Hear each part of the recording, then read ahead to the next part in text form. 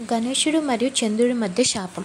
ఒకసారి గణేశుడు ఎలుకపై వెళ్తుంటే అది పాము చూసి భయపడి గణేశుడిని కింద పడేసిందంట. చంద్రుడు ఈ దృశ్యాన్ని చూసి నవ్వాడు.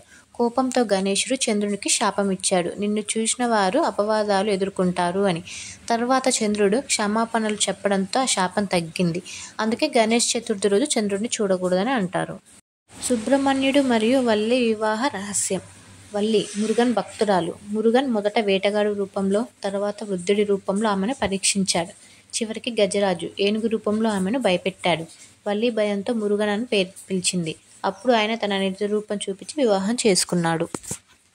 భైరవుడు కాశీ కాపలాదారుడు. బ్రహ్మదేవునికి 5 తలలు ఉండేవి. ఒకసారి ఆయన అహంకారంతో శివుడిని అవమానించాడు.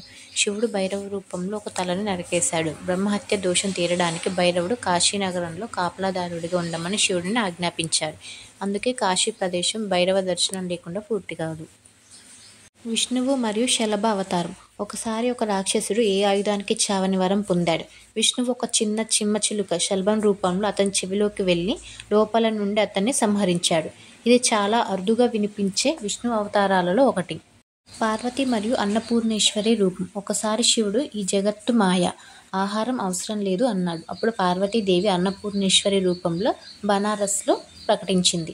శివుడికి భిక్షగా అన్నం పెట్టింది. ఈ రూపంలో పార్వతీదేవి అన్నము అనుగ్రహము భక్తులకు పంచుతుందని నమ్మకం. ఇలాంటి మరిన్ని వీడియోస్ కోసం మన ఛానల్ని సబ్స్క్రైబ్ చేసుకోండి.